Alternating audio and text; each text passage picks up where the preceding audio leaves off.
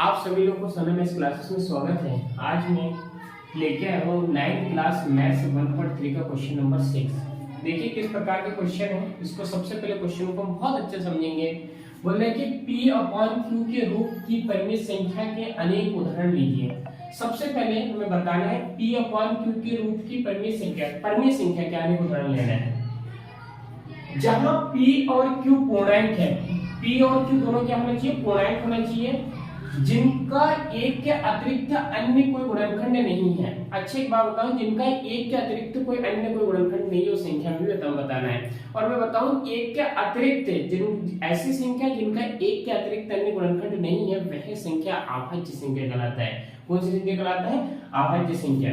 और जिनका शांत दशमलव निरूपण हो। अच्छा अभाज्य संख्या भी लेना है और उन संख्या P अपॉन Q ऐसी संख्या लेना है जिनका शांत दशमलव निरूपण भी हो।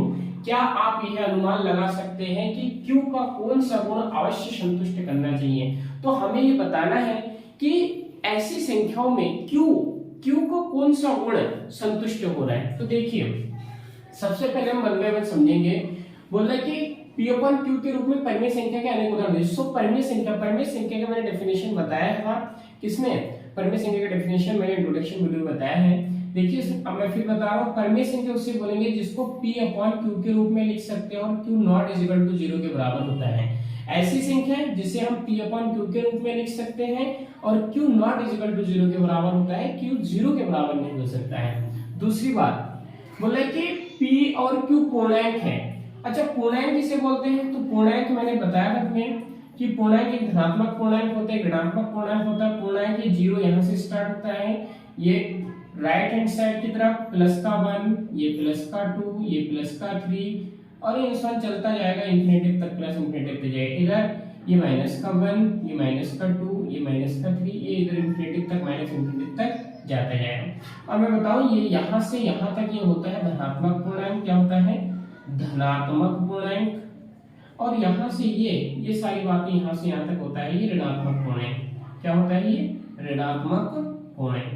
ये होता है हमारा ऋणात्मक पूर्णांक।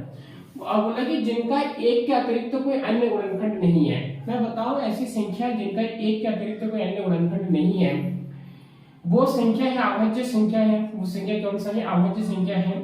और एक के बारे में बता दूं तो एक के बारे में बोला जाता है एक ना तो भाज्य ना अभाज्य है। ये एक प्राकृतिक संख्या है क्योंकि एक सभी को डिवाइड कर देता है। तो सबसे छोटी अभाज्य संख्या हम 2 मानते हैं। 2 हो गया, 3 हो गया, 5 हो गया, 7 हो गया, 11 हो गया। ये सारी बातें और बहुत सारी संख्या है जो कि क्या कहलाता है? हमारा अभाज्य संख्या कहलाता है। बोल रहे कि एक के अतिरिक्त कोई अन्य गुणनखंड नहीं है, तो इन संख्या में एक के अतिरिक्त कोई अन्य गुणनखंड नहीं है अभाज्य संख्या में। और उनका दशमलव प्रसार शांत होना चाहिए। ठीक है, P और Q ऐसी संख्या लेना चाहिए जिनका दशमलव प्रसार शांत होना चाहिए।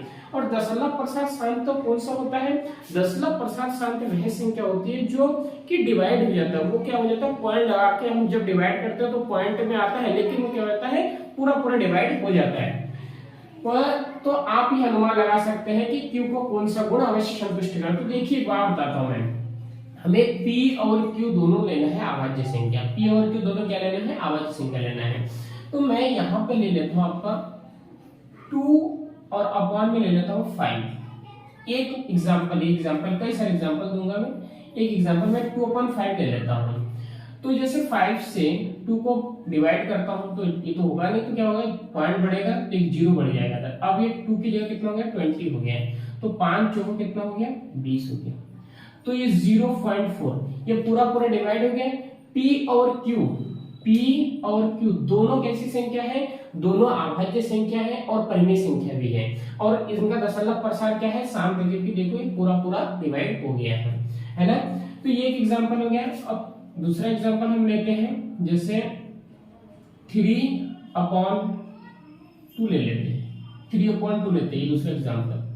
तो ये भी एक परिमेय संख्या है, ये भी एक क्या है? पूर्णांक है। ये भी क्या है? ये पूर्णांक है। और क्या? अभाज्य संख्या। ये भी एक पूर्णांक और अभाज्य संख्या है। और 2 एक कम 2 कितना बचा? 1 बचा। पॉइंट लगाया 0 बढ़ गया। 2 पंजे 10। इनका भी दशमलव प्रसार देखिए शांत है क्योंकि पूरा डिवाइड हो गया। और मैं और एग्जांपल ले लेता हूं। मैं ले लेता हूं 7/5 ले लेता हूँ। ये भी अभाज्य संख्या, ये भी अभाज्य संख्या, जिसे हम p अपन q के रूप में लिख सकते हैं, यानी कि परिमेय संख्या है ये। इसको काटिए, 5 एकम 5 और कितना बचा, 2 बचा, पॉइंट लगाए, 0 बढ़ा, तो 5 चौको कितना हो गया, 20 हो गया। इस प्रकार से ये भी हमारा क्वेश्चन है।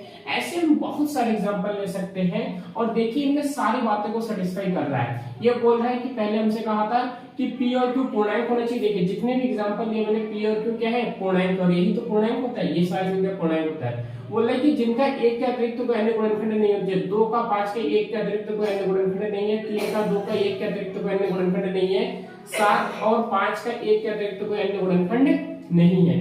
और बोल रहे कि जिसका शांत दशमलव निरूपण हो, ये सारी बातें क्या है, शांत दशमलव निरूपण ही तो है, ये सारी बातें शांत दशमलव निरूपण ही है। देखिए ये पूरा पूरा डिवाइड हो रहा है, पूरा पूरा डिवाइड हो रहा है, पूरा पूरा डिवाइड हो रहा है, अनुमान लगा सकते हैं। अच्छा एक बात हमसे ये कहा है, क्या आप ये अनुमान लगा सकते हैं कि Q को कौन सा गुण अवश्य संतुष्ट करता है? देखिए बात बताओ, ये Q है हमारा, ये Q है, ये Q है, तो मैं एक बात बताता हूं, इसमें क्या होता है, ये सारी बातों को सेटिस्फाई करने के लिए Q का एक गुण है, Q हमारा 2 या 5 का गुणनखंड होना चाहिए। Q क्या होना चाहिए, 2 या 5 का गुणनखंड होना चाहिए, 2 या 5 होना चाहिए। तो हमारे ये चीजें, ये सारी बातें इसको सेटिस्फाई कर सकता है। तो अगर आप लोगों को अच्छा है तो प्लीज चैनल को सब्सक्राइब कर दो।